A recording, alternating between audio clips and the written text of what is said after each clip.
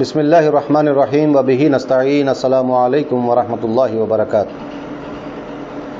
الحمد للہ القادر المقتدر القدیر والصلاة والسلام علی سید البشیر النذیر وعلی آلہ واصحابہ ووارث حالہ الامین المکین محی الدین برحمتک یا ارحم الراحمین، وبعد، اعوذ باللہ من الشیطان الرجیم، بسم اللہ الرحمن الرحیم۔ وَلَقَدْ يَسَّرْنَا الْقُرْآنَ لِلذِّكْرِ فَهَلْ مِن مُّدَّكِرٍ صدق اللہ العظیم وبلغنا رسولہ النبی الامین الکریم الرؤوف الرحیم، ونحن على ذلك لمن الشاہدین والشاکرین والحمد للہ رب العالمین۔ قال اللہ تبارک وتعالی مخبرا وآمرا تکریما لحق نبیہ وتعظیما، ان اللہ وملائکتہ یصلون علی النبی یا ایہا الذین آمنوا صلوا علیہ وسلموا تسلیما، اللہم صل وسلم وزد وبارک علیہ وعلی آلہ واصحابہ ووارث حالہ وعلی من لدیہ صلاۃ وسلاما علیک یا رسول اللہ یا نبی اللہ۔ اللہ تبارک و تعالیٰ کا فضل و احسان کہ اس نے ہمیں اور آپ کو اپنی مقدس کتاب پڑھنے اور سمجھنے کی توفیق عطا فرمائی۔ اللہ تبارک و تعالیٰ سے دعا ہے کہ اس مقدس کتاب کا صحیح فہم عطا فرمائے اور اس پر عمل کرنے کی توفیق عطا فرمائے، آمین یا رب العالمین۔ پچھلے درس میں آپ نے سنا کہ اللہ تبارک و تعالیٰ نے یہود و نصارہ کے بارے میں واضح طور پر فرما دیا کہ اللہ تبارک و تعالیٰ قیامت کے دن ان لوگوں میں جن چیزوں میں آپس میں جھگڑا تھا ان کا فیصلہ کر دے گا، اور فرمایا تھا کہ یہودیوں نے یہ کہا کہ عیسائی کسی کے پاس کوئی دین نہیں ہے، عیسائیوں نے کہا کہ یہودیوں کا کوئی دین نہیں ہے، اور جو اہل کتاب نہیں تھے مشرکین وہ کہنے لگے کہ دین کچھ ہوتا ہی نہیں ہے۔ آپس میں اس طرح کے ان کی بحث و مباحثے ہوئے اور لڑائیاں ہوئیں۔ اس کے بارے میں اللہ تبارک و تعالیٰ نے ایک فائنل بات یہاں پر کہہ دی اور ارشاد فرما دیا کہ قیامت کے دن ان کا فیصلہ ہوگا، اور یہ لوگ جو ہیں وہ نبی کریم صلی اللہ علیہ وسلم پر ایمان نہیں لائے اور انہوں نے نافرمانی کی، اللہ کی آیتوں کو جھٹلایا۔ یہ پورا پس منظر چلا آ رہا ہے اس کا۔ اگلی آیت میں یعنی آیت نمبر 114 سورہ بقرہ کی، اللہ تبارک و تعالیٰ ارشاد فرماتا ہے وَمَنْ أَظْلَمُ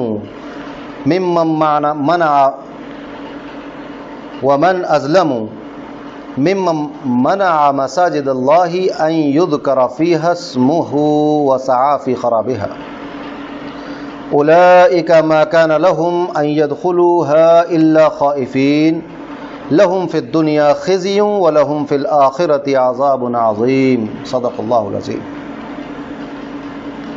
ومن اظلم، یہاں سے آیت شروع ہوتی ہے۔ اللہ تبارک و تعالیٰ نے یہاں پر اس آیت کریمہ میں جو فرمایا اس کی ایک تفصیل ہے، اس کا ایک شان نزول ہے، اور یہ ایک موقع ہے کہ کس موقع کی یہ آیت ہے، تو ان سب کو جب سمجھ لیں گے تب اس آیت کریمہ کا مفہوم اور معنی بخوبی ہماری سمجھ میں آ سکتا ہے۔ اللہ تعالیٰ نے فرمایا وَمَنْ أَظْلَمُ مِمَّن مَّنَعَ مَسَاجِدَ اللَّهِ أَن يُذْكَرَ فِيهَا اسْمُهُ وَسَعَى فِي خَرَابِهَا، فرمایا اور اس سے بڑھ کر ظالم کون ہوگا جو اللہ کی مسجدوں کو اس بات سے روکے کہ ان میں اللہ کا نام لیا جائے۔ یعنی مسجدوں میں اللہ کا نام لینا، اللہ کا ذکر کرنے سے روکنے والوں سے بڑا ظالم اور کون ہوگا؟ یعنی سب سے بڑے ظالم وہ ہیں جو اللہ کی مسجدوں میں اللہ کے ذکر کو منع کر دیتے ہیں، یا مسجدوں میں نماز کو منع کر دیتے ہیں، اللہ کے نام لینے کو منع کر دیتے ہیں، اور مسجدوں کو ویران کرنے کی کوشش کرے، اس سے بڑا ظالم کون ہوگا؟ اب یہاں بات سمجھ میں آ گئی کہ ظالم ایک ظلم یہ بھی ہے کہ اللہ کی مسجدوں میں اللہ کے بندوں کو اللہ کا نام لینے سے روکا جائے، اس کا ذکر کرنے سے روکا جائے، اور مسجدوں کو ویران کرنے کی کوشش کی جائے۔ تو یہاں پر واضح طور پر اللہ نے فرمایا اور اس سے بڑھ کر ظالم کون ہوگا، یعنی اس سے بڑا ظالم کون ہوگا جو اللہ کی مسجدوں کو اس بات سے روکے کہ ان میں اللہ کا نام لیا جائے اور ان کو ویران کرنے کی کوشش کرے۔ تو جو یہ کرے وہ بہت بڑا ظالم ہے۔ آگے فرمایا اولئک ما کان لهم ان يدخلوها الا خائفین، انہیں مسجدوں میں داخل ہونا مناسب نہ تھا مگر ڈرتے ہوئے۔ اس کا ابھی آپ کو جب تفسیر سنیں گے تو سمجھ میں آئے گا کہ مسجدوں کا ادب کرتے ہوئے مسجدوں میں داخل ہو، بے ادبی کے ساتھ مسجدوں میں داخل نہ ہو، اللہ کا خوف دل میں ہو، ادب مسجد کا ہو، مسجد کے جو آداب ہیں وہ بجا لائیں اور ان کے ساتھ مسجدوں میں داخل ہونا صحیح ہے، اور بے باک ہو کر بے خوف ہو کر کھیل کود کے لیے اور دوسری چیزوں کے لیے مسجد میں نہیں داخل ہونا چاہیے۔ اور آگے فرمایا لہم فی الدنیا خزی ولہم فی الآخرۃ عذاب عظیم، ان کے لیے دنیا میں رسوائی ہے اور ان کے لیے آخرت میں بڑا عذاب ہے، دردناک عذاب ہے، بڑا عذاب ہے، عذاب عظیم، بہت بڑا عذاب ہے۔ اب یہاں پر آیت کریمہ کا جب یہ آپ نے ترجمہ و مفہوم سنا، اب اس کی تفصیل آگے سنیں گے تو بات پوری واضح ہو جائے گی۔ یہ آیت کریمہ بیت المقدس کی بے حرمتی کے متعلق نازل ہوئی ہے، بے حرمتی جب بیت المقدس کی ہوئی اس تعلق سے یہ آیت نازل ہوئی ہے، جس کا مختصراً تعارف اور وہ واقعہ کا میں ذکر کر دوں تھوڑا سا۔ مختصر واقعہ یہ ہے کہ روم کے عیسائیوں نے، اب یہاں دیکھ رہے ہیں آپ لوگ کہتے ہیں کہ مسلمانوں نے لڑائیاں خون بہا دیا، ایسا یہ غلط ہے، مسلمانوں نے ناحق کسی کا خون نہیں بہایا۔ کہ جب روم کے عیسائیوں نے، رومن امپائر نے، وہاں کے عیسائیوں نے یہودیوں پر حملہ کر کے ان کے فوجیوں کو قتل کر دیا، ان کے بیوی بچوں کو قید کر لیا اور تورات کو جلا دیا۔ کس نے؟ رومن عیسائیوں نے یہودیوں کو مارا، قتل کیا، بیوی بچوں کو قید کیا، غلام بنا لیا، اور تورات کو جو مقدس کتاب ہے اس کو جلایا، کیونکہ یہ لوگ یہ مان کے چل رہے تھے کہ یہ کوئی دین ہی نہیں ہے، یعنی یہودیوں کے پاس کوئی دین ہی نہیں ہے، ان کی کوئی کتاب نہیں ہے، یہ جھٹلا رہے تھے عیسائی ان کو، تو یہ سب کیا ان کے ساتھ۔ بیت المقدس کو ویران کر دیا، بہت خرابی کی، وہاں پر جا کر توڑ پھوڑ کر دی کچھ، اور ویرانی ہو گئی ایک دم۔ اس میں اسی پر بس نہیں کیا بلکہ اس میں نجاستیں ڈالی، خنزیر ذبح کیے۔ تو بیت المقدس خلافت فاروقی تک انہی بے حرمتیوں کا نشانہ بنا رہا۔ حضرت فاروق اعظم کے دور میں آ کر وہ ویرانی دور ہوئی اور پھر اس کا تقدس بحال ہوا، بیت المقدس کا تقدس بحال ہوا، ورنہ ان نصرانیوں نے، عیسائیوں نے اس کے تقدس کو پامال کر دیا تھا۔ اس طرح کی بے حرمتی اس میں کی تھی، تاریخ موجود ہے، آپ پڑھ لیجئے، مطالعہ کر سکتے ہیں تاریخ کا، تاریخ میں ساری باتیں موجود ہیں۔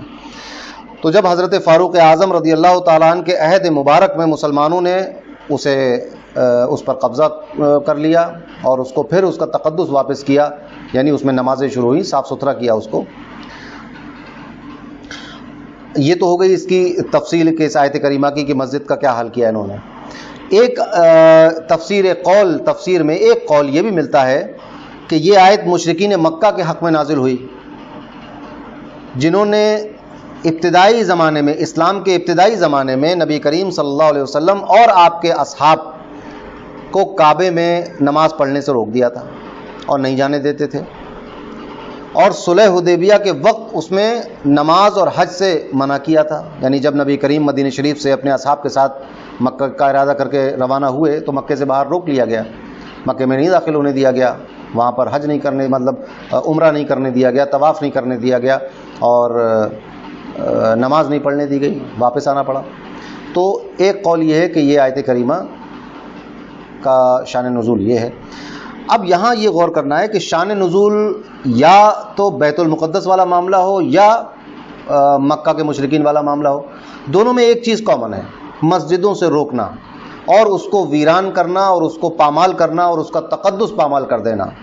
یہ دونوں جگہ اپنی جگہ پر دونوں میں کامن چیز ہے، مشترک چیز ہے، اور سبق ہمیں اسی سے لینا ہے۔ وہ عیسائیوں نے کیا ہو یا مشرکین مکہ نے کیا ہو، عمل دونوں کا خراب ہے، کسی نے بھی کیا ہو، مگر عمل ہوا ہے، چونکہ قرآن کی آیت اس پر ناطق ہے، قرآن بتا رہا ہے کہ یہ عمل ہوا ہے، اس کو نہیں ہونا چاہیے۔ تو چاہے انہوں نے کیا ہو چاہے انہوں نے کیا ہو، عمل خراب تھا۔ بات سمجھ میں آ گئی کہ اس طرح کا معاملہ مسجدوں کے ساتھ نہیں کرنا ہے اور نہیں ہونے دینا چاہیے، نہیں کرنا چاہیے۔ اور اسی آیت میں فرمایا ان یذکر، فرمایا تھا کہ ان یذکر فیہا اسمہ وسعی فی خرابہا، کہ اللہ کا اس میں ذکر نہ کیا جائے، جو لوگ روکتے ہیں کہ اللہ کے ذکر کرنے کو روکتے ہیں مسجدوں میں کہ اللہ کا ذکر نہ کرو، ان کی بات آ گئی۔ تو اب اس میں ذکر کیا ہے، کسے کہتے ہیں ذکر؟ تو ذکر میں علماء فرماتے ہیں کہ ذکر میں نماز شامل ہے، نماز پڑھیں گے یہ بھی اللہ کا ذکر ہے، خطبہ دیا جائے گا یہ بھی ذکر میں ہے، تسبیح پڑھی جائے گی اس کے اندر بیٹھ کر یہ بھی ذکر ہے، اس میں کچھ دین کی تبلیغ ہو، دین کے پیغامات اور احکامات اور شریعت کی بات بتائی جائے لوگوں کو، واعظ و نصیحت ہو یہ بھی ذکر ہے، اور اس میں اوراد و وظائف بیٹھ کر پڑھے جائیں اور حلقہ ذکر کیا جائے، لا الہ الا اللہ یہ ذکر کیا جائے، کلمہ پڑھا جائے، درود شریف پڑھا جائے، حمد پڑھی جائے، اللہ کی حمد بیان کی جائے، نبی کریم صلی اللہ علیہ وسلم کی نعت پڑھی جائے، یہ بھی ثابت ہے کہ مسجد میں نعت پڑھی جا سکتی ہے۔ تو یہ سب ذکر میں آتا ہے۔ اور جو جمعے کے دن خطیب اردو میں تقریریں کرتے ہیں، ظاہر سی بات ہے دین کی بات کرتے ہیں، پیغام پہنچاتے ہیں، یہ بھی اللہ کا ذکر ہے۔ تو یہ سب چیزیں اس ذکر میں داخل ہیں، ان سب چیزوں سے آپ نہیں روک سکتے۔ ذکر کو منع کرنا ہر جگہ برا ہوتا ہے، یعنی اللہ کے ذکر کو کسی جگہ بھی آپ منع کر دیں یہ غلط بات ہے، چاہے جائے کہ مسجد میں منع کر دیں، کیونکہ مسجد تو ہے ہی اللہ کو یاد کرنے کے لیے، تو کسی بھی جگہ منع کرنا منع ہے، خاص طور سے مسجد میں منع کرنا برا ہے، کیونکہ مسجد بنائی اسی کام کے لیے جاتی ہے، اور مسجد کو کسی بھی طرح ویران کرنے والا ظالم ہے، کسی بھی نوعیت سے مسجد ویران کرے، یعنی ایک مسجد کے تھوڑے فاصلے پر ایک اور مسجد بنائی گئی تاکہ پہلی والی مسجد ویران ہو جائے، اس میں نمازی کم ہو جائیں، یہ بھی غلط ہے، ناجائز ہے۔ کوئی ایسی حرکت کرنا کہ جس سے مسجدیں ویران ہوں، یہ بھی غلط ہے۔ اب یہاں ایک مسئلہ واضح کر دوں، آج کی جو صورتحال ہے، جو لاک ڈاؤن چل رہا تھا، اس کو مسجد ویران کرنا نہیں کہیں گے، یہ ایک مجبوری تھی، اس میں ایک رخصت ہے، ایک بیماری کے پھیلنے کا خطرہ تھا، بیماری سے انسانی جانوں کو محفوظ رکھنا تھا، مسلمانوں کو محفوظ رہنا تھا اس بیماری سے، اس لیے احتیاطی طور پر بند کیا گیا ہے اس کو۔ یہ بالکل ایسا ہی ہے جیسے رات میں مسجد میں تالا ڈال دیا جائے تاکہ کوئی چور نہ گھس آئے۔ آپ ذرا سوچیں کہ اگر چوری کا خطرہ نہ ہو تو مسجد کیوں بند کریں گے آپ؟ ہو سکتا ہے رات میں کوئی اللہ کا بندہ اس میں آ کر ذکر کرے، مگر بند کی جاتی ہے کیونکہ رات میں آنے کا امکان لوگوں کا بہت کم ہے اور چوری کا امکان بہت زیادہ ہے، تو احتیاطاً مسجدوں میں تالا ڈالا جاتا ہے تاکہ چوری نہ ہو سکے، اس میں کوئی خرابی پیدا نہ کر دے، کوئی انسان نقصان نہ کر دے اس میں کوئی چور آ کر۔ ایسے ہی یہ ایک احتیاطی صورت ہے کہ جب تک یہ بیماری ہے اور جب تک احتیاط کرنا ہے اس وقت تک احتیاط کیا جائے گا، انشاءاللہ پھر مسجد کھلیں گی اور پھر مسجد میں وہی رونقیں ہوں گی، سجدے ہوں گے، رکوع ہوں گے، تلاوت ہوگی، واعظ ہوگا، قرآن کا سبق دیا جائے گا، اس میں شریعت کی بات بتائی جائے گی، نماز کے احکامات بتائے جائیں گے، دین کی باتیں بتائی جائیں گی، نعتیں پڑھی جائیں گی، درود پڑھا جائے گا انشاءاللہ۔ تو یہ کوئی نہ کہے کہ جب لاک ڈاؤن میں بھی تو مسجدیں بند کر دیں تو جن متولیوں نے مسجدیں بند کی ہیں سب ظالم ہو گئے، ومن اظلموں سے، ایسا نہیں، وہ ظالم نہیں ہے، یہ احتیاطی تدابیر ہے اور یہ بھی دین کا پیغام ہے اور حکم ہے کہ ایسے موقع پر کیا کیا جائے، تو دین نے اجازت دی کہ ایسے موقع پر روکا جا سکتا ہے، اگر کوئی ایسی سچویشن آ جاتی ہے تو روک سکتے ہیں، لہٰذا یہ ایک احتیاطی تدابیر کے تحت فلاح کے لیے، انسانی بقا کے لیے ایسا کیا گیا ہے، یہ کوئی زبردستی کسی کو مسجد سے روکا نہیں گیا ہے یہاں پر۔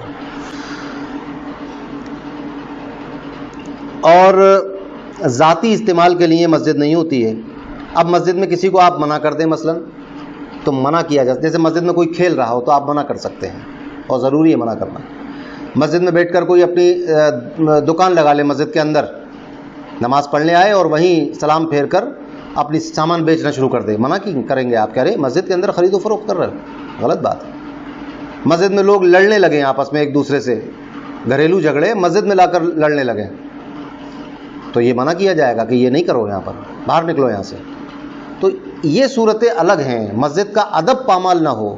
اللہ تبارک و تعالیٰ نے فرمایا نا الا خائفین، ڈرتے ہوئے مسجد میں، کیا مطلب ہوا؟ مسجد میں ادب و تعظیم اور خوف خدا کے ساتھ داخل ہونا چاہیے، اور بے باک ہو کر چیختے چنگارتے کھیلتے ہنسی مذاق کرتے ہوئے مسجد میں نہیں داخل ہونا چاہیے۔ اگر ایسی کوئی حرکت مسجد میں کرتا ہے تو اس کو مسجد سے نکالا جائے گا، منع کیا جائے گا کہ بھائی مسجد اللہ کا گھر ہے، یہاں ہنسی مذاق کیوں کر رہے ہیں آپ، یہاں خرید و فروخت کیوں کر رہے ہیں، یہاں لڑائی جھگڑا کیوں کر رہے ہیں، یہاں مت کیجیے۔ اور اگر یہ نہیں مانیں گے تو مسجد سے انہیں نکالا بھی جائے گا۔ مسجد میں اگر کوئی بے حرمتی کی باتیں کرے تو اس کو روکا جائے گا، اس سے کہا جائے گا کہ توبہ کرو تم غلط کیا، اور نہیں مانے گا تو مسجد سے نکالا جائے گا اس کو۔ مسجد میں کوئی جوتے پہن کے آ جائے تو منع کیا جائے گا کہ جوتے اتاریے، اور اگر نہیں مانے تو اسے نکالا جائے گا باہر۔ تو مسجد سے روک دینا کس کو؟ اللہ کا ذکر کرنے والے کو، اللہ کا نام لینے والے کو، نماز پڑھنے والے کو مسجد سے نہیں روکا جا سکتا، نہیں نکالا جا سکتا۔ اگر کوئی ایسا کرتا ہے تو وہ ظالم ہے، بہت بڑا ظالم ہے۔ مگر مسجد کا تقدس پامال آپ کوئی کر رہا ہے اور اس کو روکا گیا تو بالکل ضروری اور واجب ہے مسلمانوں پر کہ مسجدوں کا تقدس برقرار رکھیں۔ اگر مسجدوں کا تقدس پامال ہوتا ہے، بے عزتی مسجدوں کی کوئی کرتا ہے، بے حرمتی کی جاتی ہے، تو اس کو بائی فورس روکا جائے گا۔ آگے فرمایا اللہ نے فی الدنیا خزی، آگے فرمایا نا لہم فی الدنیا خزی ولہم فی الآخرۃ عذاب عظیم۔ تو بیت المقدس ویران کرنے والوں کو دنیا میں یہ رسوائی پہنچی، یہ تاریخی حقیقت ہے کہ وہ قتل ہوئے، گرفتار ہوئے، جلا وطن یعنی شہر بدر ہوئے، اور ملک شام ان کے قبضے سے نکل گیا خلافت راشدہ میں، حضرت عثمان غنی اور حضرت فاروق اعظم کے دور میں ان کے ہاتھ سے نکل گیا یہ، اور بیت المقدس سے ذلیل ہو کے نکلنا پڑا ان کو، ذلیل ہو کے نکلے۔ تو یہ ہے دنیا کی رسوائی۔ تو مسجدوں کو جو پامال کرتے ہیں، اس کا تقدس برقرار نہیں رکھتے، اس کی بے حرمتی کرتے ہیں، تو دنیا میں بھی ان کے لیے بے عزتی اور رسوائی ہے، اور آخرت میں بھی بہت بڑا عذاب ہے ان کے لیے۔ تو مسجدوں کے ساتھ اب یہ آیت کریمہ ہو گئی، یا تو یہ مشرکین مکہ کے لیے رہی، یا شام کے وہاں کے رومن عیسائیوں کے لیے رہی، ٹھیک ہے، مگر ہمارے لیے اس میں ایک نصیحت ہے۔ ہمارے لیے نصیحت یہ ہے کہ ہم مسجدوں کو خراب نہ کریں، ویران نہ ہونے دیں۔ ہم مسجدوں میں نمازوں کی کثرت کریں، نوافل پڑھیں، اللہ کی تسبیح بیان کریں، دین کی بات کریں، اصلاح کی بات کریں۔ دو مسلمانوں میں جن میں جھگڑا ہو گیا ان کے درمیان اصلاح کرا دیں، صلح کرا دیں، پیار محبت اور اسلام کا پیغام عام کریں مسجدوں سے۔ یہ کام مسجدوں کا ہے۔ مسجدوں میں خرید و فروخت کرنا، چیخنا پکارنا، کھیلنا کودنا، یہ مسجدوں میں نہیں، یہ مسجدوں کی بے حرمتی ہے۔ چیخ چیخ کر بولنا، ذاتی باتیں کرنا، ہنسی مذاق کرنا مسجدوں کی بے حرمتی ہے۔ مسجد میں بھاگنا، اچھل کود کرنا، یہ مسجدوں کی بے حرمتی ہے۔ تو ہمارے لیے نصیحت یہ ہے اس میں کہ ہم مسجدوں کا ادب کریں، جو ادب اس کا ہے، جو ہمارے دین نے بتایا ہے۔ تو ہمیں مسجدوں کا ادب کرنا ہے، مسجدوں کا تقدس برقرار رکھنا ہے۔ وہ اللہ کا گھر ہے، وہاں پر وہی کام ہونے چاہیے جس کی شریعت نے اجازت دی ہے۔ ہرگز ایسا کوئی کام نہیں ہونا چاہیے جس سے شریعت نے منع کر دیا ہے، اللہ نے اور اس کے رسول نے روک دیا ہے۔ دین منع کر دے جس کاموں کے لیے، وہ کام مسجد میں نہیں ہونے چاہیے۔ بازار الگ چیز ہے، مسجد الگ چیز ہے۔ کھیل کا میدان الگ چیز ہے، مسجد الگ چیز ہے۔ لڑائی جھگڑوں کی جگہ الگ ہے، مسجد الگ چیز ہے۔ میدان جنگ الگ ہے، مسجد الگ چیز ہے۔ سمجھ رہے ہیں بات کو؟ تو ہمارے لیے نصیحت یہ ہے کہ ہم مسجدوں کا اہتمام کریں، ان کو صاف ستھرا رکھیں، ان میں نمازیں پڑھیں، نماز پڑھنے کی دعوت دیں لوگوں کو کہ آئیے نماز پڑھیے، لوگوں کو دعوت دیں کہ آئیے اللہ کا ذکر کیجیے، لوگوں کو دعوت دیں، ترغیب دلائیں کہ لوگ وہاں بیٹھ کر اللہ کی حمد و ثنا کریں، تسبیح کریں، شکر ادا کریں، سجدے کریں، نوافل پڑھیں، اور دین سیکھیں۔ آ کر مسجد میں شریعت کے احکامات سیکھیں، دین کی باتیں سیکھیں، اللہ تبارک و تعالیٰ اور اس کے حبیب صلی اللہ علیہ وسلم کا ذکر مسجد میں ہو، نعتیں پڑھی جائے، درود پڑھا جائے۔ یہ ہے مسجد کا اہتمام۔ تو ہمارے لیے اس میں یہ نصیحت ہے کہ مسجدوں کو بالکل بھی ہم ویسا نہ کریں جیسا کہ ہم اپنے گھر میں کرتے ہیں، بلکہ مسجدوں کا ادب الگ ہے اور غیر مسجد کا ادب الگ ہے۔ مسجد کی کوئی جگہ مسجد سے نکال دینا غلط ہے۔ بعض لوگوں کو میں نے دیکھا، آپ لوگوں نے دیکھا ہوگا، مسجد کی پراپرٹی پر قبضہ کر لیتے ہیں۔ یہ غلط ہے، وہ ظالم لوگ ہیں اور بہت بڑے ظالم ہیں۔ مسجد کی دکانیں بنی ہیں، اس میں کرایہ دار ہیں، کرایہ نہیں دیتے، قبضہ کر لیتے ہیں، اور مسجد کی پراپرٹی میں اپنی مرضی کے مطابق تغیر و تبدل کر لیتے ہیں۔ یعنی مسجد کا کوئی گھر ہے جس میں لوگ کرائے پر رہتے ہیں، وہ ہے مسجد کی ملکیت، اس کا کرایہ مسجد کو آتا ہے۔ اب اس گھر میں اپنی مرضی کے مطابق آپ ایسا کچھ کر لیں جس سے مسجد کو نقصان ہو جائے، مسجد کی دیوار اور مسجد کی چھتیں متاثر ہو جائیں، تو یہ بالکل جائز نہیں ہے۔ مسجدوں کا صاف رکھنا بے حد ضروری ہے۔ مسجدوں کے سامنے کوڑا کوئی ڈال کے چلا جائے، بہت غلط بات ہے۔ مسجد کے اندر کوئی گندگی پھیلا دے، بہت غلط بات ہے۔ تو مسجدوں کو ذاتی استعمال میں نہیں لانا چاہیے۔ مسجد دین کے استعمال میں آتی ہے، دین اور شریعت نے جن کاموں کی اجازت دی ہے ان کاموں کے لیے، نماز کے لیے، عبادتوں کے لیے ہیں، اور دین سیکھنے کے لیے ہیں، علم دین سیکھنے سکھانے کے لیے ہیں۔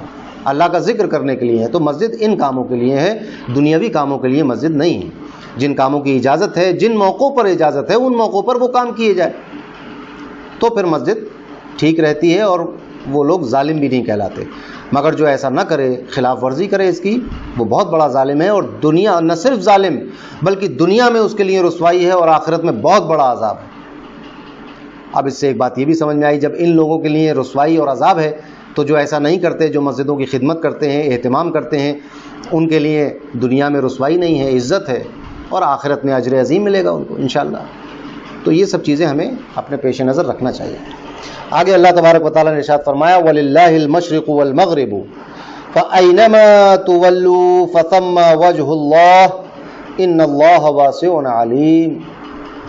115 نمبر آیت۔ فرمایا اور مشرق و مغرب سب اللہ ہی کا ہے، تو تم جدھر منہ کرو ادھر ہی اللہ کی رحمت تمہاری طرف متوجہ ہے، بے شک اللہ وسعت والا، علم والا ہے، سب جانتا ہے وہ۔ اس آیت کے کئی شان نزول بیان کیے گئے ہیں۔ شان نزول کا مطلب یہ ہوتا ہے کہ کس موقع پر آیت نازل ہوئی، کس بات کے لیے نازل ہوئی، وہ شان نزول کہلاتا ہے۔ تو اس کے کئی بیان کیے گئے ہیں۔ ایک تو یہ بیان کیا گیا ہے، ترمذی شریف میں ہے، کتاب و تفسیر القرآن میں، کہ ایک مرتبہ نبی کریم صلی اللہ علیہ وسلم کے کچھ اصحاب تاریک رات میں سفر میں تھے، یعنی سفر کر رہے تھے اور رات کا موقع آ گیا، رات کا وقت ہو گیا، تو قبلے کی سمت معلوم نہیں ہو سکی کہ کدھر قبلے کی صحیح سمت کیا ہے، رات کا اندھیرا تھا، سفر میں بھی تھے۔ تو پھر وہاں پر یہ ہوا کہ جس شخص کو جس طرف لگا، یقین سا ہوا کہ اس طرف کعبہ ہے، اس نے اسی طرف منہ کر کے نماز پڑھ لی، اور پھر اس کے بعد نبی کریم صلی اللہ علیہ وسلم کی بارگاہ میں عرض کیا کہ یا رسول اللہ ہم نے ایسا کیا، تو یہ آیت نازل ہوئی۔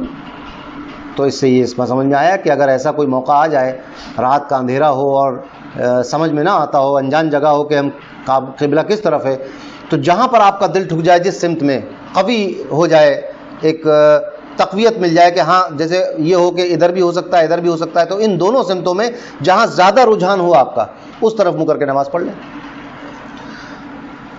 حضرت عبداللہ ابن عمر رضی اللہ تعالی عنہما فرماتے ہیں اس سفر کے اس مسافر کے حق میں نازل ہوئی یہ آیت، اس مسافر کے لیے نازل ہوئی جو سواری پر، اپنی سواری کے اوپر نفل ادا کرے، اس کے لیے ہے۔ اس کی سواری جس طرف متوجہ ہو جائے، جس طرف متوجہ ہو جائے اسی طرف اس سواری پر جو سوار ہوا اس کا منہ ہو جائے گا۔ تو اللہ تبارک و تعالیٰ نے فرما دیا اور مشرق و مغرب سب اللہ ہی کا ہے، تو تم جدھر منہ کر لو گے ادھر اللہ کی رحمت متوجہ ہو جائے گی، ادھر ہی اللہ کی رحمت متوجہ ہے، اللہ کا پوری دنیا اللہ کی ہے، بے شک اللہ وسعت والا اور علم والا ہے۔ آپ دیکھ رہے ہیں نا یہاں پر کہ کوئی زبردستی کے سودے نہیں ہیں اسلام میں، کہ نہیں آپ کو ایسا نہیں کرنا ویسا نہیں کرنا ہے۔ اب یہاں پر ایک عذر ہے، پتہ نہیں چل پا رہا آدمی کو کہ کعبہ قبلہ کس طرف ہے، تو کیا نماز چھوڑ دے اپنی؟ نماز نہیں چھوڑنی ہے۔ یہ بھی بات یہاں سے مل گئی ہم لوگوں کو کہ نماز کسی حال میں نہیں چھوڑنی ہے، ایسی حالت میں بھی نہیں چھوڑنی ہے جہاں پر ہم قبلے اور کعبے کا تعین نہیں کر پا رہے ہیں کہ قبلہ کس طرف ہے، تب بھی نماز نہیں چھوڑنی ہے، بلکہ جس طرف آپ کا دل زیادہ مائل ہو جائے اسی طرف منہ کر کے نماز پڑھ لیجئے، کیونکہ مشرق و مغرب سب اللہ کے ہیں۔ تو یہ ایک آسانی بھی ہے اس میں۔ تیسرا ایک قول یہ ہے تفسیر خازن کا کہ جب خانہ کعبہ کو قبلہ بنایا گیا تو یہودیوں نے مسلمانوں پر اعتراض کیے کہ یہ لیجئے ابھی ادھر منہ کر کے پڑھ رہے تھے، اب ادھر منہ کر کے پڑھ لیں۔ تو پھر یہ اس کے رد میں یہ آیت نازل ہوئی کہ مشرق و مغرب سب اللہ کا ہے، جس طرف چاہے اللہ تعالیٰ قبلہ متعین کر دے، کسی کو کوئی اعتراض کا کوئی حق نہیں ہے۔ تو یہ اس کے چند شان نزول تھے۔ اب آپ سمجھ گئے کہ اس کا مفہوم کیا ہے اس آیت کا۔ تو اب یہاں سے ایک مسئلہ نکل آیا کہ قبلے کی سمت معلوم نہ ہو سکے تو جس طرف دل جمے کہ خانہ کعبہ اسی سمت ہوگا اسی طرف منہ کر کے نماز پڑھے۔ اور یہ ایک چونکہ فقہی مسئلہ بھی ہے تو آپ فقہ کی کتابوں میں مسئلہ دیکھ سکتے ہیں اور علماء سے پوچھ بھی سکتے ہیں، اس کی تفصیل بھی ہے۔ ہدایہ میں جب پڑھا رہا تھا بچوں کو ابھی لاک ڈاؤن لگنے سے پہلے، یعنی شعبان سے پہلے، تو اس میں پوری تفصیل ہے اس کی کہ کیسے نماز پڑھ سکتا ہے انسان۔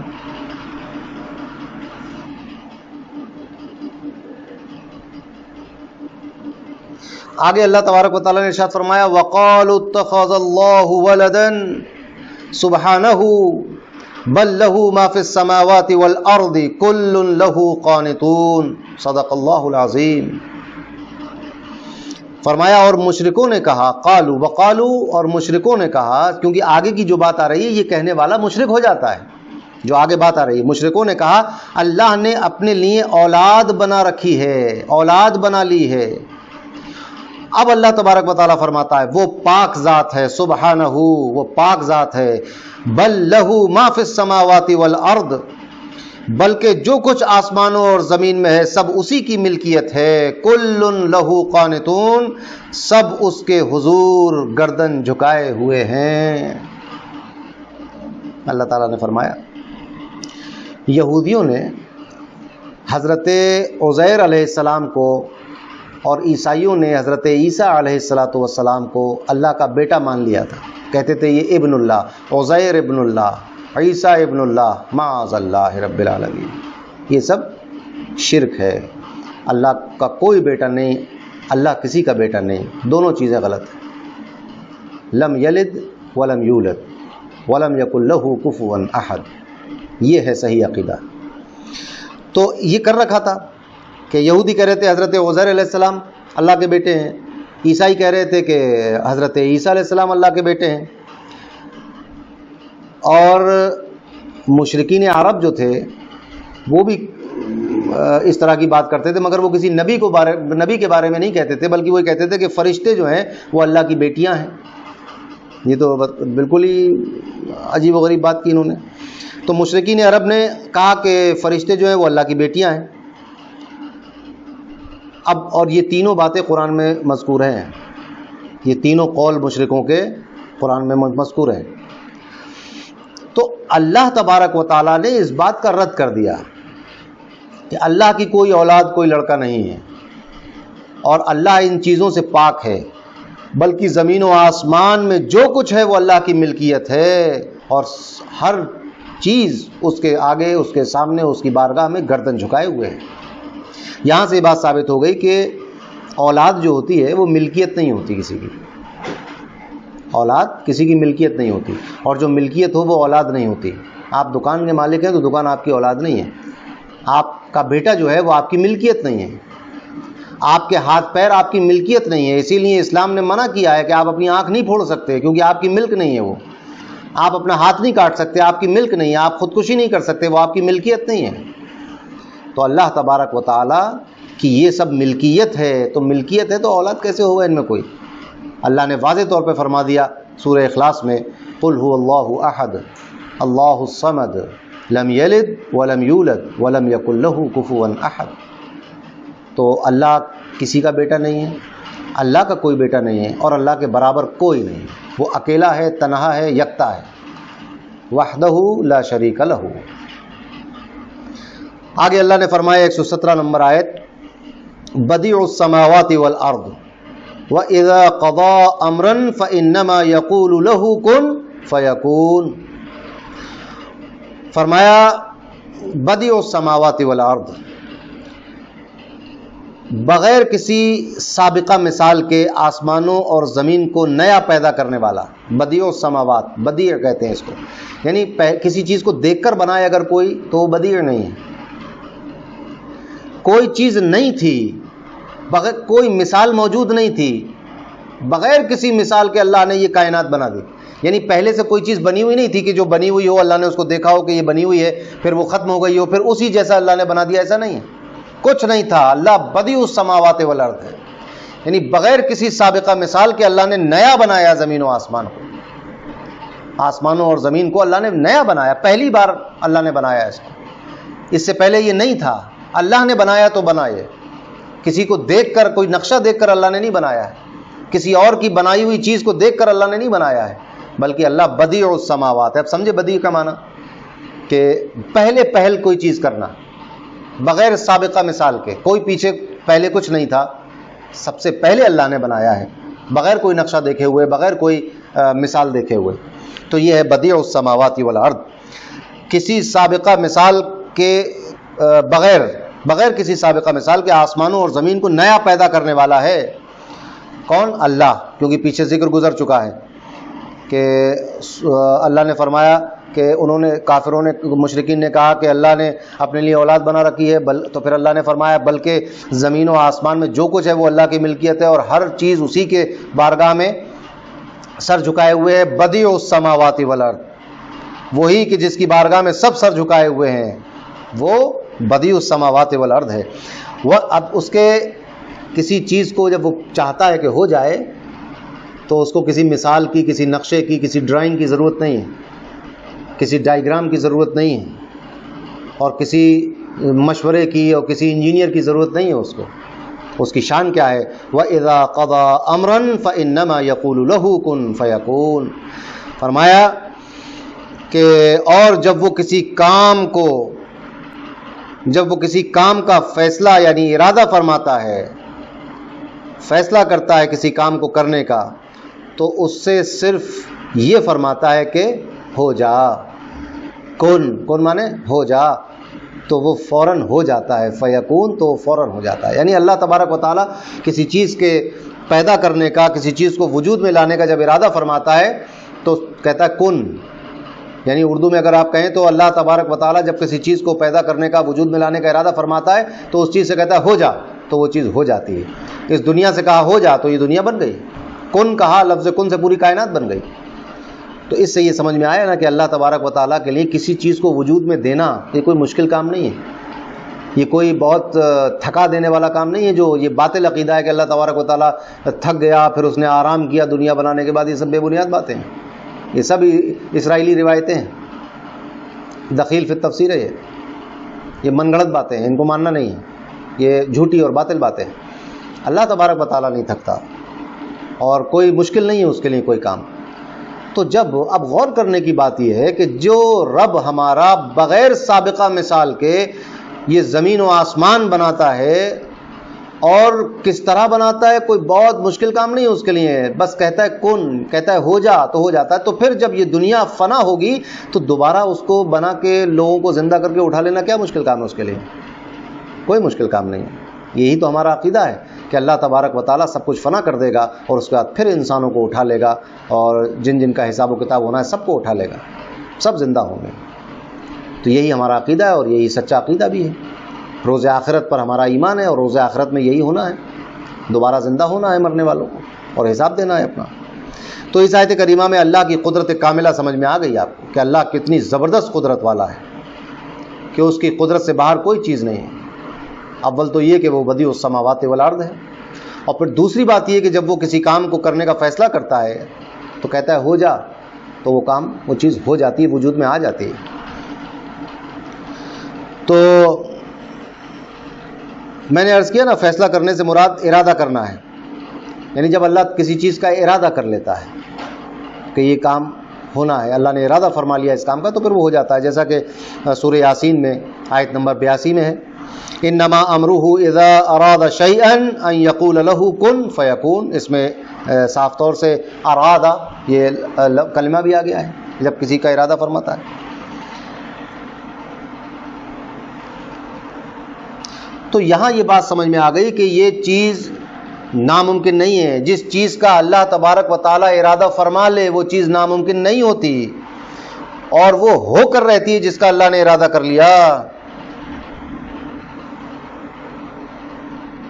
تو اللہ تبارک و تعالیٰ کا ارادہ قطعی طور پر نافذ ہوتا ہے۔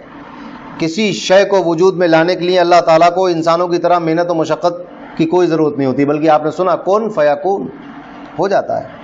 آگے فرمایا وقال الذین لا یعلمون لولا یکلمنا اللہ او تأتینا آیۃ کذالک قال الذین من قبلہم مثل قولہم تشابہت قلوبہم قد بینا الآیات لقوم یوقنون۔ صدق اللہ العظیم۔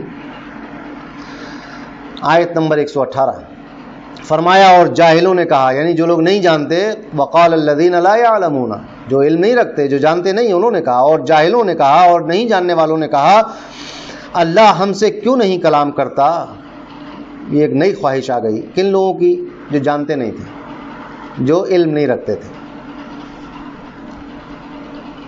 تو اب یہاں پر علم نہیں رکھتے تھے، یہاں پر ان لوگوں کی کوئی تعریف نہیں کی جا رہی ہے اس آیت میں کہ بہت تعریف قابل تعریف بات کہہ دی انہوں نے کہ اللہ ہم سے کلام کیوں نہیں کرتا. یہ کوئی قابل تعریف بات نہیں ہے، یہ جہالت کی باتیں اس لیے یہاں پر کہا گیا. اگرچہ وہ لوگ بڑے عالم فاضل رہے ہوں مگر یہ بات اتنی جاہلانہ تھی کہ اس لیے ان کے اس پڑھے لکھے ہونے کو بھی جہالت سے تشبیہ دی گئی اور کہا گیا کہ یہ جاہلوں نے کہا، یہ نہیں جاننے والوں کی باتیں ہیں. ورنہ یہود و نصارہ جو تھے یہ اہل کتاب تھے، ان کے پاس کتابیں تھیں، ان کے پاس علماء بھی تھے، ان کے پاس ان کی کتاب کے عالم بھی موجود تھے. مگر چونکہ یہ بات ہی ایسی ہے بے بنیاد اور جہالت پر مبنی، اس لیے فرمایا وقال الذین لا يعلمون، اور جاہلوں نے کہا اللہ ہم سے کیوں نہیں کلام کرتا، یا ہمارے پاس کوئی نشانی کیوں نہیں آ جاتی. آپ ذرا سوچیں کس نشانی کے انتظار میں ہیں یہ لوگ. آگے تفصیل میں آئے گی تو میں ذکر کروں گا، ابھی میں ترجمہ کر دیتا ہوں. ہم سے ان جاہلوں نے کہا اللہ ہم سے کیوں نہیں کلام کرتا، ہمارے پاس کوئی نشانی کیوں نہیں آ جاتی. اللہ تبارک و تعالیٰ آگے فرماتا ہے ان سے پہلے لوگوں نے بھی ایسی ہی بات کہی تھی. پیچھے آپ آیتوں میں سن چکے ہیں کہ انہوں نے بنی اسرائیل نے ایسی ہی بات کہی ہے. اللہ تعالیٰ فرماتا ہے ان سے پہلے لوگوں نے بھی ایسی ہی بات کہی تھی تو ان کے دل آپس میں ایک جیسے ہو گئے ہیں. ان کے اور پرانے والوں کے سب کے دل ایک جیسے ہیں. اور پرانے والوں کے دل کی آپ نے بات سنی تھی کہ ان کے دل پتھر سے زیادہ سخت ہیں. آگے فرمایا اللہ نے بے شک ہم نے یقین کرنے والوں کے لیے نشانیاں کھول کر بیان کر دیں. قد بینا الآیات لقوم یوقنون، بے شک ہم نے یقین کرنے والوں کے لیے نشانیاں کھول کر بیان کر دیں. اب جس کو یقین کرنا ہی نہیں ہے، جو گھر سے یہ ارادہ کر کے نکلا ہے کہ مجھے جھٹلا دینا ہے ہر چیز کو، وہ کیا کسی نشانی کو دیکھ کر ایمان لائے گا. اس آیت کی ایک تفسیر یہ ہے کہ یہودیوں نے نبی کریم صلی اللہ علیہ وسلم سے کہا اگر آپ اپنے قول کے مطابق اللہ تعالیٰ کے رسول ہیں تو اللہ تعالیٰ سے فرمائیے کہ وہ ہم سے کلام کرے. دیکھیں یہ ان کی عادت تھی، یہ حضرت موسیٰ سے بھی اسی طرح کے الٹے سیدھے سوالات کیا کرتے تھے. اللہ تعالیٰ سے کہیے کہ وہ ہم سے کلام کرے تاکہ ہم خود اس کا فرمان سن لیں. اس پر اللہ تعالیٰ نے ارشاد فرمایا کہ ان سے پہلے یہودیوں نے بھی حضرت موسیٰ سے ایسی ہی بات کہی تھی. دوسری تفسیر یہ ہے کہ مکہ کے مشرکین نے نبی کریم صلی اللہ علیہ وسلم سے کہا کہ اللہ تعالیٰ جس طرح فرشتوں اور انبیاء کرام سے کلام فرماتا ہے اسی طرح خود ان سے، یعنی مشرکین سے نبی کریم صلی اللہ علیہ وسلم کی نبوت کے متعلق کیوں نہیں کلام کرتا. مشرکین سے اللہ کیوں نہیں کہتا کہ محمد صلی اللہ علیہ وسلم اللہ کے نبی اور رسول ہیں. یہ خود اللہ ان مشرکین سے کہہ دیتا تاکہ ہمیں یقین ہو جائے. یہ مشرکین کہا کرتے تھے کہ اللہ تعالیٰ آپ کی نبوت کے بارے میں ہم سے خود ہی کہتے نا ڈائریکٹ. تو یہ ڈائریکٹ کی بات جو تھی یہ مشرکین مکہ کی بات تھی اور یہودیوں کی باتیں ہیں، تاکہ ہمیں یقین ہو جائے کہ آپ نبی ہیں اور ہم آپ پر ایمان لے آئیں. یا ہمارے پاس کوئی ایسی نشانی کیوں نہیں آ جاتی جس سے ہمیں آپ کی صداقت معلوم ہو جائے. لیجیے اب کون سی نشانی کی بات کر رہے ہیں، یہ ہٹ دھرمی ہیں. ان کے پاس تو ایسی واضح نشانیاں تھیں، چاند کو ٹوٹتے ہوئے دیکھ رہے ہیں مگر ایمان نہیں لاتے. اور کیا نشانی لیں گے؟ کلام قرآن نبی کریم کی زبان سے سن رہے ہیں اور سمجھ بھی رہے ہیں کہ یہ بشر کا کلام نہیں ہے. ما ھذا کلام البشر کہہ رہے ہیں یہ بات کہ بشر کا کلام نہیں ہو سکتا، اور لوگوں کو منع کر رہے ہیں کہ وہ کلام نہ سن لیں. کوئی باہر کے جو لوگ آئے ہوئے ہیں وہ کلام نہ سنے جا کر مسلمانوں کا، ورنہ یہ ان جیسے ہو جائیں، انہی کی طرح ہو جائیں گے، پھر جائیں گے ہمارے دین سے، یہ اسلام قبول کر لیں گے. ڈر بھی تھا ان کو مشرکین مکہ کو، اور ساری نشانیاں واضح ہو گئی تھیں مگر پھر بھی یہ ان کو نہیں لانا تھا ایمان، اس لیے انہوں نے اس طرح کی بات کی. تو اللہ تبارک و تعالیٰ نے فرمایا کہ ان مشرکوں سے پہلے کفار نے بھی اپنے رسولوں سے ایسی ہی بات کہی تھی. یہ بات آ گئی یہاں پر. اب یہاں پر جو ہے نا یہ جو باتیں کرنا اس قسم کی، یہ ان کا تکبر انتہا کو پہنچا ہوا تھا، گھمنڈ اور نافرمانی میں گھرے ہوئے تھے یہ لوگ، اور اپنے آپ کو انبیاء اور ملائکہ کے برابر سمجھ رہے تھے کہ ہم پر بھی ایسا ہی اللہ تبارک و تعالیٰ کی وحی نازل ہو جائے. اور سرکشی میں یہ حد سے گزر چکے تھے، لہٰذا ان کو تو یہ کرنا ہی تھا. یہ ان کی اپنی حرکتیں تھیں جس کی وجہ سے ان پر لعنت ہوئی. تشابہت قلوبہم، یہود و نصارہ اور مشرکین کے اقوال کا یہ اقوال گزشتہ پرانے منکرین کے اقوال کے مطابق ہیں. یعنی جو پہلے کی قوموں میں حضرت موسیٰ علیہ الصلوۃ والسلام کے زمانے میں بھی اسی طرح کی منکرین نے باتیں کی تھیں، اور نبی کریم صلی اللہ علیہ وسلم کے زمانے کے منکرین بھی اسی طرح کی باتیں کر رہے ہیں. تو دونوں کے اقوال جو تھے بالکل ایک دوسرے کے مطابق تھے. تو یہ ان دونوں کے یہ مطالبے ایک سے ہونا اس بات پر دلالت کر رہے ہیں کہ ان دونوں کے دل بھی برابر کے سخت ہیں، یعنی جتنے دل ان کے سخت ہو چکے تھے اتنے ہی دل ان کے بھی سخت ہو گئے ہیں، تبھی تو یہ مطالبے ایک جیسے کر رہے ہیں یہ لوگ۔ اگر ان کے دل اتنے سخت نہ ہوتے تو پھر یہ ایسی باتیں نہیں کرتے۔ تو یہاں یہ بات سمجھ میں آ گئی، تشابہت قلوبہم، کہ ان کے دل آپس میں ایک جیسے ہو گئے ہیں، یعنی جو پرانے منکرین تھے نبی کریم کی بعثت سے پہلے جنہوں نے انکار کر دیا تھا، اور نبی کریم کی بعثت کے بعد جنہوں نے انکار کیا، یہ دونوں کا انکار کرنا چونکہ سیم ہے اور ایک ہی نوعیت کا ہے، لہٰذا اس سے پتہ چلتا ہے کہ ان کے دلوں کی سختی بھی ایک دوسرے کے مشابہ ہے، اور اس سے پتہ چلا کہ ان کے دلوں کی سختی ایک دوسرے کے مشابہ ہو گئی ہے، اور یہ علامت ہے ان کے دلوں کے ایک دوسرے کے، ان کے دلوں کی سختی ایک دوسرے کے مشابہ ہونے کی علامت یہی ہے کہ یہ مطالبے ایک جیسے کر رہے ہیں۔ اس میں نبی کریم صلی اللہ علیہ وسلم کو تسلی دی گئی ہے کہ آپ جاہلوں کی سرکشی اور ان کی دشمنی اور ان کے انکار سے رنجیدہ نہ ہو کہ پرانے کفار بھی اسی طرح کی بات کر چکے ہیں، اپنے انبیاء کو جھٹلا چکے ہیں، اپنے نبیوں کے ساتھ اسی طرح کی بات وہ بھی کرتے تھے، جیسا یہودیوں نے حضرت موسیٰ سے کہا تھا کہ ہم آپ کی بات نہیں مانیں گے جب تک اللہ کو اعلانیہ نہ دیکھ لیں، یہ کہا تھا، پیچھے گزرا ہے۔ اور تو یہاں سے یہ بات سمجھ میں آئی کہ اگر مطالبے اور اقوال اور باتیں ایک جیسی ہوں گی تو پھر دلوں کے حالات بھی ایک جیسے ہوں گے۔ اسی لیے کہا جاتا ہے کہ جو منکرین ہیں، جو اللہ اور اس کے رسول کے باغی ہیں، جو دشمن ہیں اللہ اور رسول کے، ان جیسے نہ بنو، ان لوگوں ان جیسے ہی بیش بھوشا نہ بناؤ، اپنی ان جیسا گیٹ اپ نہ لو، ان لوگوں کی طرح اپنے طور طریقے نہ بناؤ۔ یہ کہا جاتا ہے اپنے لباس، اپنے چہرہ مورا، اپنا اٹھنا بیٹھنا، اپنا کردار ان جیسا نہ رکھو، کیونکہ وہ ان کے جیسی باتیں کرو گے، ان کی جیسی چیزیں اپناؤ گے تو پھر دلوں کے معاملات بھی ایک جیسے ہو جاتے ہیں۔ اللہ نے فرمایا یہاں پر کہ اس طرح کا مطالبہ کرنا تو ان کے دلوں کی سختیاں بھی آپس میں ایک دوسرے کی جیسی تھیں۔ اللہ محفوظ رکھے ہمارے دلوں کو، ہمارے دلوں میں ایمان کی شمع روشن رکھے، ہمارے دلوں میں ایمان کو تازہ رکھے، ہماری زندگی ایمان کے ساتھ گزرے، ہماری موت ایمان پر ہو، آمین یا رب العالمین۔ تو ان چیزوں سے ہمیں محفوظ رہنا ہے۔ آگے فرمایا انا ارسلناک بالحق بشیرا ونذیرا ولا تسأل عن اصحاب الجحیم۔ یہ ہے نبی کریم صلی اللہ علیہ وسلم کے خاطر اور ان کی تسکین کے لیے، ان کی دلجوئی کے لیے اللہ تبارک و تعالیٰ نے کتنی بڑی بات کہی۔ فرمایا انا ارسلناک، بے شک ہم نے آپ کو بھیجا ہے، اے حبیب، اے پیارے نبی، بے شک ہم نے آپ کو حق کے ساتھ خوشخبری دینے والا، بالحق بشیرا و نذیرا، حق کے ساتھ خوشخبری دینے والا اور ڈر کی خبر دینے والا، و نذیرا یعنی اللہ کے عذاب اور جہنم کی خبر بھی نبی کریم نے دی، اور بشیرا یعنی خوشخبری دینے والے بھی آپ ہیں، جنت کی بشارتیں دینے والے آپ ہیں، اللہ کی رضا اور اس کی پسندیدگی اور اس کی رحمت کی خبریں بھی آپ نے دی، اور اس کے عذاب سے بھی آپ نے ڈرایا، جہنم کے عذاب سے، اللہ کے عذاب سے، جہنم کی آگ سے آپ ہی نے ڈرایا، تو آپ بشیر بھی ہیں اور نذیر بھی ہیں۔ تو فرمایا اے حبیب، بے شک ہم نے تمہیں حق کے ساتھ خوشخبری دینے والا اور ڈر کی خبر دینے والا بنا کر بھیجا، اور آپ سے یعنی جہنمیوں کے بارے میں سوال نہیں کیا جائے گا۔ لا تسألوا عن اصحاب الجحیم، جہنمی لوگوں کے بارے میں آپ سے کوئی سوال نہیں کیا جائے گا۔ اب یہاں پھر آپ دیکھیں کہ نبی کریم صلی اللہ علیہ وسلم کے بارے میں اللہ نے فرمایا کہ آپ کو حق کے ساتھ خوشخبری دینے والا، دوزخ سے ڈرانے اور دوزخ کی ڈرانے والی خبریں لے کر آپ تشریف لائے، آپ کو بھیجا گیا، اس کے ساتھ آپ کو بھیجا۔ اور آپ کی تبلیغ اور دعوت کے باوجود بھی اگر کوئی شخص ایمان نہیں لاتا ہے تو قیامت کے دن آپ سے سوال نہیں ہوگا، آپ تو اپنی تبلیغ کر چکے، اب تو وہ بھگتے گا اپنا، جو آپ پر ایمان نہیں لایا وہ اپنی حرکتیں خود بھگتے گا، آپ سے کوئی سوال نہیں کیا جائے گا، آپ رنجیدہ نہ ہوں۔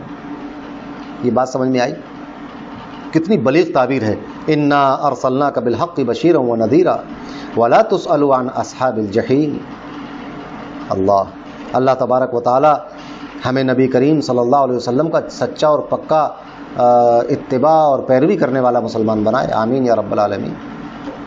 آگے فرمایا وَلَن تَرْضَىٰ عَنْكَ الْيَهُودُ وَلَا النَّصَارَىٰ حَتَّىٰ تَتَّبِعَ مِلَّتَهُمْ قُلْ ان ھدی اللہ ھو الھدی ولئن اتبعت اہواءهم بعد الذی جاءک من العلم ما لک من اللہ من ولی ولا نصیر۔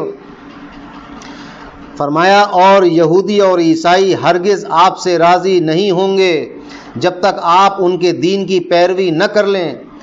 آپ فرمائیے اللہ کی ہدایت ہی حقیقی ہدایت ہے، اور اے لوگوں یعنی جن کو مخاطب کیا، اگر تیرے پاس علم آ جانے کے بعد بھی تو ان کی خواہشات کی پیروی کرے گا تو تجھے اللہ سے کوئی بچانے والا نہ ہوگا اور نہ کوئی مددگار ہوگا۔ سمجھ گئے بات کو؟ فرمایا جا رہا ہے کہ اے پیارے نبی صلی اللہ علیہ وسلم، یہودی اور عیسائی ہرگز آپ سے راضی نہ ہوں گے جب تک آپ ان کے دین کی پیروی نہ کر لیں۔ یعنی یہودی اور عیسائی آپ سے اس وقت تک راضی نہ ہوں گے جب تک آپ اپنا دین چھوڑ کر ان کے دین کی پیروی نہ کر لیں، اور یہ ہوگا نہیں، لہٰذا یہ کبھی آپ سے راضی نہیں ہوں گے، لہٰذا ہمیں اس چکر میں رہنا نہیں چاہیے کہ یہودی عیسائی ہم سے راضی ہو جائیں۔ سمجھ رہے ہیں آپ؟ دیکھیے، سماج میں رہنا، بھائی چارہ، ایک دوسرے کا خیال کرنا یہ الگ بات ہے، اور اپنا دین چھوڑ دینا ان کے خاطر یہ ایک الگ بات ہے، یہ بہت بری بات ہے۔ ہمیں اپنے دین پر مضبوطی سے ڈٹے رہنا ہے، دین نہیں چھوڑنا ہے۔ ہاں، خدمت خلق کرتے رہنا ہے، ہر کسی کو اس کا حق دینا ہے، حق کسی کا نہیں مارنا ہے، حق تلفی نہیں کرنی ہے، ظلم نہیں کرنا ہے، مگر اپنا دین نہیں چھوڑنا ہے کسی کو خوش کرنے کے لیے۔ ہمیں صرف اللہ اور اس کے رسول کی خوشنودی دیکھنی ہے، ہمیں دنیا میں اور کسی کی رضامندی نہیں دیکھنی ہے، ہمیں اللہ اور اس کے رسول کو راضی رکھنا ہے، اور وہ ہمارے ایمان سے راضی ہوں گے، نیک اعمال سے راضی ہوں گے۔ تو اب کسی غیر کو راضی کرنے کے لیے اپنے دین کو چھوڑ دیں، گھاٹے کا سودا کر لیں، اور پھر ہمیشہ ہمیشہ جہنم میں جلیں، استغفر اللہ معاذ اللہ، نہ۔ تو ہمیں اپنا دین نہیں چھوڑنا کسی بھی حال میں، یہ راضی ہو نہ ہو۔ اللہ نے بات فرما دی کہ جب تک آپ اپنا دین چھوڑ کر ان کے دین کی اتباع نہ کر لیں، یہ آپ سے راضی نہیں ہوں گے، اور یقیناً یہ بات ناممکن ہے کہ آپ ان کے دین کی پیروی کریں، کیونکہ وہ باطل ہیں، جھوٹے ہیں۔ ان کے مقابلے میں آپ یہ جواب دیں کہ اللہ تعالیٰ کی ہدایت ہی حقیقی ہدایت ہے۔ یعنی یہودی اور عیسائی یہ کہہ رہے ہیں کہ ہمارا دین سچا ہے، ہمارے پیروی کر لو، ان کی پیروی نہ کرو، بلکہ ان کے مقابلے میں وہ جب دعوت دیں کہ اپنا دین اسلام چھوڑ کر ہمارے دین کی پیروی کرو، تو ان سے یہ کہا جائے کہ نہیں، اللہ کی ہدایت حقیقی ہدایت ہے، تم جو کہہ رہے ہو یہ بات غلط ہے، اللہ کی بات سچی ہے، اور اس کی ہدایت ہی حقیقی ہدایت ہے جو اس نے مجھے عطا فرمائی ہے۔ نبی کریم ان سے یہ بات کہہ دیں، یا جو بھی مسلمان ہے وہ ان سے یہ بات کہے، جو اللہ نے ہدایت ہمیں دی ہے وہی ہدایت حقیقی ہدایت ہے۔ اس آیت سے یہ بھی سمجھ میں آتا ہے کہ کفار بحیثیت مجموعی، یعنی سب کافر ایک دوسرے کے ساتھ، پورے تمام کافر مل کر بھی مسلمانوں سے کبھی راضی نہیں ہو سکتے، اگرچہ ظاہری طور پر کبھی حالات مختلف ہو جائیں، بہت اچھی اچھی باتیں کرنے لگے، مگر دل میں کبھی راضی نہیں ہوں گے۔ تو یہاں یہ بات سمجھ میں آ گئی کہ کسی غیر کو راضی کرنے کے لیے دین نہیں چھوڑا جائے گا۔ ہاں، اس کا حق اس کو دیا جائے گا، اس پر ظلم نہیں کیا جائے گا، نہ ظلم ہونے دیں گے نہ ظلم کریں گے۔ مسلمان نہ ظلم کرتا ہے، نہ ظلم کو جائز رکھتا ہے، نہ ظلم ہونے دیتا ہے، تو نہ حق تلفی نہیں ہوگی، ان کو دبایا نہیں جائے گا، ان کو برا برتاؤ نہیں کیا جائے گا۔ مسلمانوں کی حکومت میں اگر کوئی غیر مسلم رہتا ہے تو اس کو ناجائز دبایا نہیں جائے گا، اس کو ساتھ بدسلوکی نہیں کی جائے گی، اس کے عبادت خانوں کو نہیں توڑا جائے گا، اس کے جو ہے وہ بیوی بچوں کی حفاظت کی جائے گی، اس کی عزت آبرو کی حفاظت اگر وہ امن و سکون سے اسلامی حکومت میں رہتا ہے، اور اگر وہ غلطی کرتا ہے تو اس کی سزا ملے گی، اس کی سزائیں ہیں۔ اگر وہ بدامنی پھیلاتا ہے، سازشیں کرتا ہے، بغاوت کرتا ہے تو پھر سزا ہے، جیسے ہر جگہ ہوتی ہے، اور اگر امن و سکون سے رہتا ہے تو پھر اس کا اہتمام کیا جائے گا، اس کو رکھا جائے گا سکون سے۔ مگر اپنے دین کو چھوڑ کر غیروں کی اور باطل فرقے کی اور باطل اور جھوٹے لوگوں کی اور اپنی کتابوں میں تحریف کرنے والوں کی اور انبیاء کو قتل کرنے اور شہید کرنے والوں کی خوشنودی حاصل کرنے کے لیے اپنے دین کو چھوڑ دے مسلمان، یہ نہیں ہوگا۔ دین کسی حال میں نہیں چھوٹے گا، پوری دنیا چھوٹتی ہے چھوٹ جائے، مگر دین اسلام نہیں چھوڑا جائے گا، یہ بات ذہن نشین رہنی چاہیے۔ اور اب یہ جو فرمایا وَلَئِنِ اتَّبَعْتَ أَهْوَاءَهُمْ بَعْدَ الَّذِي جَاءَكَ مِنَ الْعِلْمِ، یہ خطاب امت سے ہے، یعنی امت کو یہاں مخاطب کیا گیا ہے کہ جب تم نے جان لیا کہ نبی کریم صلی اللہ علیہ وسلم تمہارے پاس حق اور ہدایت لائے تو تم ہرگز کفار کی خواہشوں کی پیروی نہ کرنا، اگر ایسا کیا تو تمہیں کوئی عذاب الہی سے بچانے والا نہیں ہے۔ سمجھ گئے بات کو؟ یہاں سے ابھی قرآن کا اسلوب ہوتا ہے، کہیں نبی کریم صلی اللہ علیہ وسلم کو مخاطب کیا جاتا ہے مگر بات امت سے کی جاتی ہے، کہیں نبی کریم کو مخاطب کیا جاتا ہے اور بات صرف نبی کریم سے ہوتی ہے اور دوسرا اس میں داخل نہیں ہوتا، اور کہیں نبی کریم کو مخاطب کیا جاتا ہے جس میں نبی کریم سے بھی بات ہوتی ہے اور مسلمانوں سے بھی ہوتی ہے، اور کہیں نبی کریم کو مخاطب کیا جاتا ہے اور بات صرف امت سے کی جاتی ہے۔ یہ الگ الگ علوم قرآن کا کبھی انشاءاللہ درس ہوا تو اس میں یہ باتیں نکل کے آئیں گی کہ کس کس طرح سے خطاب ہوتا ہے۔ تو یہاں سے جو خطاب ہے وَلَئِنِ اتَّبَعْتَ أَهْوَاءَهُمْ بَعْدَ الَّذِي جَاءَكَ مِنَ الْعِلْمِ، تو یہ امت سے خطاب کیا جائے، ہم لوگوں سے خطاب کیا جا رہا ہے کہ تم لوگوں نے جب جان لیا کہ نبی کریم صلی اللہ علیہ وسلم حق ہیں اور وہ اللہ کی ہدایت لے کر آئے ہیں اور تمہیں ہدایت مل گئی، تو اب ہدایت ملنے کے بعد، علم ہو جانے کے بعد کہ حق کیا ہے اور نبی کریم سچے ہیں اور صحیح اور سچا قرآن لے کر آئے اور ہدایت اللہ کی ہدایت لے کر آئے، اب یہ سب جان لینے کے باوجود بھی کفار اور مشرکین کی خواہش کے مطابق ان کی پیروی کر لینا، اگر ایسا کیا تو عذاب الہی سے کوئی بچانے والا نہیں ہے۔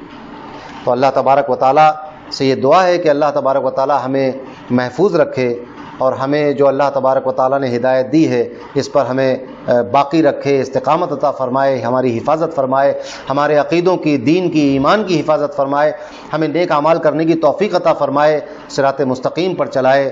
جب تک ہم زندہ رہیں اللہ اور اس کے پیارے حبیب محمد مصطفیٰ صلی اللہ علیہ وسلم کی پیروی کرتے رہیں، ان کے بتائے ہوئے راستے پر چلتے رہیں، جب ہمارا آخری وقت ہو تو ہماری زبان پر ہو لا الہ الا اللہ محمد رسول اللہ صلی اللہ علیہ وسلم، وآخر دعوانا ان الحمد للہ رب العالمین۔ السلام علیکم۔